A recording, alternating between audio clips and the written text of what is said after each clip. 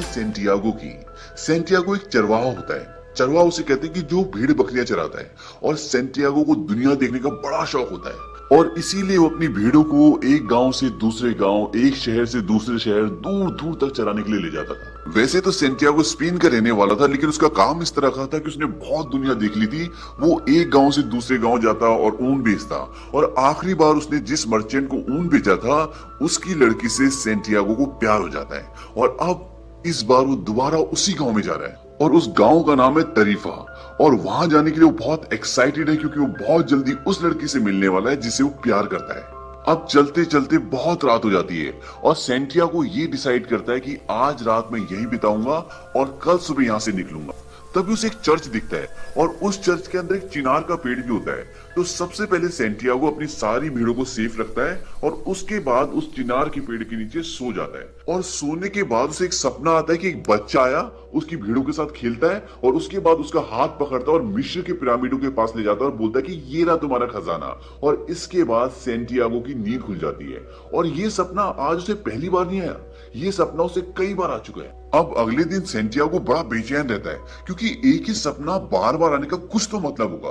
तभी उसे याद आता है कि जिस गांव वो जा रहा है वहां पर एक औरत है जो सपनों का मतलब बताती है। अब सेंटियागो उस औरत के पास जाता है और बोलता है कि मुझे बार बार एक खजाने का यही सपना आता है। तो वो औरत बोलती है ठीक है, मैं तुम्हारे सपने का मतलब तुम्हें बता दूंगी, लेकिन तुम्हें अपने खजाने में से 10% मुझे देना पड़ेगा। सेंटियागो बोलता है ठीक है, दे देंगे। और तब वो औरत बताती है कि तुम्हें मिस्र जाना चाहिए और पिरामिड के पास तुम्हें तुम्हारा खजाना मिलेगा। सेंटियागो सोचता है पागल बना रही है मुझे, मैं कहाँ मिस्र जाऊंगा, और वो वहां से निकल जाता है। वहां से निकलने के बाद वो बाजार जाता है और बाजार से किताब खरीदता है। अब उसके पास एक बूढ़ा आदमी आता है और उससे खामखा बातें करना शुरू कर देता है और इस बात से सेंटियागो इरिटेट होना शुरू हो जाता है। और तब वो बूढ़ा बोलता है मैं तुम्हें तुम्हारे खजाने तक पहुंचा सकता हूँ। सेंटियागो सोचता है कि जरूर इसको उसी औरत ने भेजा है जिसके पास से मैं अभी अभी आ रहा हूँ, यानी कि जो सपनों का मतलब बताती है, क्योंकि उसने मुझसे फीस तो ली नहीं। अब इस आदमी के थ्रू मुझे बेवकूफ बना रही है। तभी वो आदमी बोलता है मेरा नाम मेल्कीसेदेक है और मैं सेलेम का किंग हूँ। मुझे घूमने का शौक है और इसीलिए मैं भेष बदल कर घूमता रहता हूँ। और इसके साथ साथ वो उसको ऐसी सी बातें बताता है जो उसने कभी किसी को नहीं बताई होती। और वो बूढ़ा आदमी बोलता है मैं तुम्हें खजाने का पता बता सकता हूँ, लेकिन तुम्हें मुझे अपनी भीड़ों का 10वां हिस्सा देना होगा। सुनो बच्चे, जब इंसान जवान होता है तो उसे अपनी मंजिल का पता होता है और वो सपनों को देखना और उन्हें पूरा करने से नहीं डरता। पर जैसे जैसे वक्त बीतता है, उम्र बढ़ती है, तो नेगेटिव पावर इंसान को घेर लेती है और उसे हर काम मुश्किल और नामुमकिन लगता है। पता है, जब तुम किसी चीज को पूरे दिल से चाहते हो तो वो तुम्हारी जिंदगी का मिशन बन जाता है। फिर वो दुनिया घूमना हो, उस मर्चेंट की बेटी से शादी करना हो, या फिर खजाना ढूंढना। जब तुम किसी चीज को सच्चे दिल से चाहते हो तो पूरी कायनात उसे तुमसे मिलाने की कोशिश करती है। अब सेंटियागो सोचता है कि मैं अपनी भीड़ों को और उस लड़की को छोड़कर इतनी दूर कैसे जा सकता हूँ। तब वो उस बूढ़े आदमी को बोलता है कि मैं तुम्हें अपनी भीड़ों के बदले उस खजाने में से 10% दे दूंगा। वो बूढ़ा आदमी बोलता है जो चीज तुमने भी पाई नहीं उसे देने की अगर तुम पहले ही सोच लोगे तो उसे पाने की डिजायर को पहले ही खत्म कर दोगे। सेंटियागो सोचता है कि मैं अपने माँ बाप को छोड़ के आया और आज वो मेरे बिना रहना सीख गए, तो ये लड़की और ये भीड़े मेरे लिए मेरे माँ बाप से बढ़कर तो नहीं है, तो ये भी रहना सीख जाएंगे और मैं भी इनके बिना रहना सीख जाऊंगा। और अगले दिन सेंटियागो अपनी सारी भीड़ों को बेच देता है, सिर्फ 10% बचाता है जो उसने उस बूढ़े आदमी को देने का वादा किया था। अब सेंटियागो उसे 10% भीड़े दे देता है और वो बूढ़ा आदमी से बोलता है कि तुम्हें मिस्र जाना है पिरामिड के पास और वहां तुम्हें खजाना मिलेगा, लेकिन खजाना ढूंढने के लिए तुम्हें नेचर के सिग्नल्स को समझना पड़ेगा। और वो उसे 2 पत्थर भी देता है। वो कहता है कि नेचर के जो सिग्नल्स हैं उनको समझने के लिए ये पत्थर तुम्हें बहुत काम आएंगे। अब वो बूढ़ा आदमी उसे अफ्रीका के शिप में चढ़ा देता है और यही रास्ता होता है, पहले उसे अफ्रीका जाना है और अफ्रीका के बाद वो मिस्र जाएगा। अब जब वो अफ्रीका के तंजीर शहर में पहुंचता है तो उसका सारा पैसा सब कुछ चोरी हो जाता है और वो सोचता है कि मैंने बहुत बड़ी गलती कर दी यहाँ पर आके, क्योंकि अब मेरा सारा पैसे खत्म हो गए और मेरा अच्छा खासा जो पहले काम था वो भी खत्म हो गया। अब मैं करूं तो क्या करूं, अब मैं जाऊं तो कहां जाऊं, क्योंकि वो अफ्रीका में फंस चुका है। पर तभी उसे उस बूढ़े राजा की बात याद आती कि अगर तुम किसी चीज को सच्चे दिल से चाहो तो पूरी कायनात तुम्हें उससे मिलाने की साजिश करती है। और वो सोचता है कि ये जगह इतनी बुरी भी नहीं है। अब एक पहाड़ी पे जाता है जहां पर एक कांच का सामान बेचने की दुकान होती है। उसका सामान काफी गंदा पड़ा होता है। तो सैंटियागो उसको बोलता है कि मैं तुम्हारा सारा सामान साफ कर देता हूँ, बदले में तुम मुझे खाना खिला देना।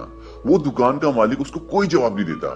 तब सैंटियागो सोचता है कि शायद प्रकृति चाहती कि मैं अपना फैसला खुद करूं, और वो उसका सामान साफ करना शुरू कर देता है। अब इसके बाद वो दुकान का मालिक उसे खाना खाने के लिए बाहर ले जाता है और बोलता है कि शायद तुम्हें काम की जरूरत है, तो तुम मेरे पास काम कर लो। अब वो बोलता है कि ठीक है, मैं आपके पास सिर्फ एक ही रात काम कर पाऊंगा और बदले में तुम मुझे यहाँ से मिस्र जाने तक के पैसे दे देना। वो दुकान वाला हंसता है और बोलता है कि अगर तुम 1 साल तक भी यहाँ पे काम करोगे ना, तो भी शायद तुम इतना पैसा इकट्ठा ना कर पाओ। अब सैंटियागो सोच में पड़ जाता है और वो सोचता है कि ठीक है, मैं इस दुकान में काम कर लेता हूँ और इतना पैसा इकट्ठा कर लूंगा कि वापस अपने देश स्पेन में चला जाऊं और कुछ भेड़े खरीद लूं। और ये सोचकर वो उस दुकान में काम करने का फैसला कर लेता है। अब उनकी दुकान बहुत ऊपर पहाड़ी पर होती है, तो सैंटियागो देखता है कि वहां तक आने में लोग थक जाते हैं और वहां पर आसपास खाने पीने की कोई भी दुकान नहीं होती। अब सैंटियागो के दिमाग में एक आइडिया आता है। वो सोचता है क्यों ना कुछ खाने पीने का सामान रखा जाए जिससे लोग भी आए और बर्तन भी खरीदें और उनकी बिक्री बढ़ जाए। और वो ये आइडिया उस व्यापारी को बताता है और व्यापारी को ये आइडिया बहुत पसंद आता है। सैंटियागो उस व्यापारी को बोलता है कि हम इन क्रिस्टल के बर्तनों में चाय बेचेंगे, और व्यापारी उसकी बात मान जाता है। और अगले 1 साल में उनकी इतनी बिक्री होती है, इतना पैसा कमाते हैं कि वो अमीर हो जाते हैं। और अब सैंटियागो के पास इतने पैसे हैं कि वो वापस अपने घर स्पेन जा सके और अपने लिए भेड़े खरीद सके। अब वो फैसला करता है कि वो वापस अपने गांव चला जाएगा। तभी उसे उस बूढ़े राजा की बात याद आती है जिसने उसे कहा था कि अपने ख्वाबों को कभी भी अधूरा नहीं छोड़ना चाहिए। और इसके बाद वो एक बार फिर अपनी किस्मत आजमाता है और मिस्र जाने वाले कारवां में शामिल हो जाता है। और वहां पर उसकी मुलाकात एक अंग्रेज से होती है, और ये अंग्रेज एक एल्केमिस्ट को ढूंढ रहा होता है। और एल्केमिस्ट वो होता है जो सोना बनाता है, और जिस एल्केमिस्ट को ये ढूंढ रहा होता है उसकी उम्र 200 साल होती है।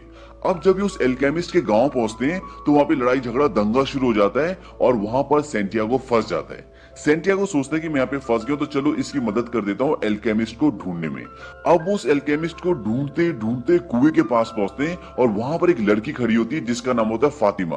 और सैंटियागो को फातिमा को देखते ही प्यार हो जाता है। इसके बाद फातिमा उन्हें एल्केमिस्ट का पता बताती है और वो अंग्रेज उस एल्केमिस्ट के पास जाता है। एल्केमिस्ट उस अंग्रेज से बोलता है कि तुम पिछले 10 सालों से मुझे ढूंढ रहे हो, क्या तुमने खुद कभी सोना बनाने की कोशिश की? अंग्रेज बोलता है नहीं। वो कहते हैं कि अगर तुमने की होती तो आज तक तुम सोना बना चुके होते, क्योंकि किसी भी चीज को पाने के लिए निरंतर अभ्यास करना पड़ता है। अब जाओ, कोशिश करो और तुम सोना जरूर बनाओगे। और इसके बाद अंग्रेज वहां से चला जाता है। अब वहीं दूसरी तरफ सैंटियागो रोज फातिमा से मिलता है और उन दोनों को एक दूसरे से प्यार हो चुका है। अब एक दिन सैंटियागो देखता है कि आसमान में 2 बाज आपस में लड़ रहे होते हैं।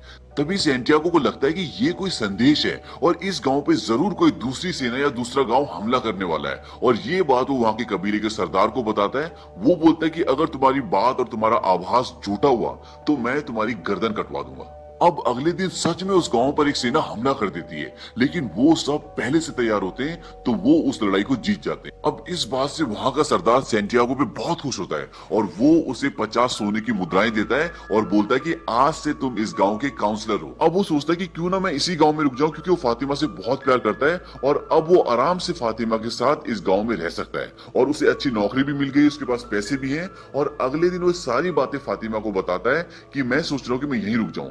फातिमा बोलती है, नहीं, मैं तुमसे सच्चा प्यार करती हूँ और मैं तुम्हारा इंतजार करूंगी। तुम जाओ और अपने सपनों को पूरा करो।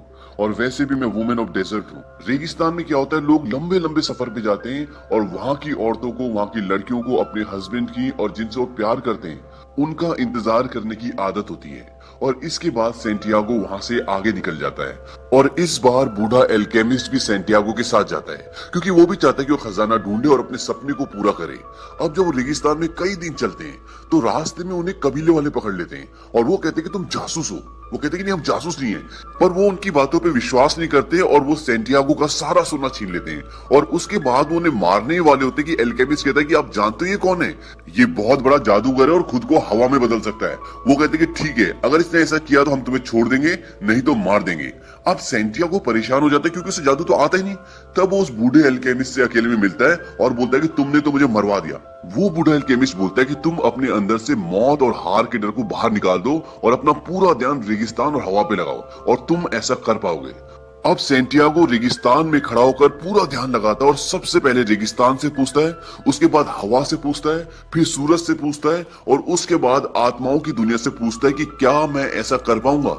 तभी सेंटियागो को एक कोड़ा लगता है और वो वहां से गायब होकर दूसरी जगह प्रकट होता है और ये देखने के बाद वो लोग उन्हें छोड़ देते हैं और अब वो वहां से आगे निकल जाते हैं और कुछ दिन सफर करने के बाद वो लोग एक सन्यासी के यहाँ पहुंचते हैं और जब वो सन्यासी के वहां पहुंचते हैं तो वो एल्केमिस्ट जो होता है वो उसके घर में तांबे से सोना बनाता है और उसके 4 टुकड़े करता है और उन 4 टुकड़ों में से वो एक टुकड़ा सेंटियागो को देता है, एक टुकड़ा अपने पास रखता है और 2 टुकड़े सन्यासी को देता है और उसे ये बोलता है कि जब सेंटियागो पिरामिड से वापस आ जाएगा तो इन 2 टुकड़ों में से एक टुकड़ा सेंटियागो को दे देना।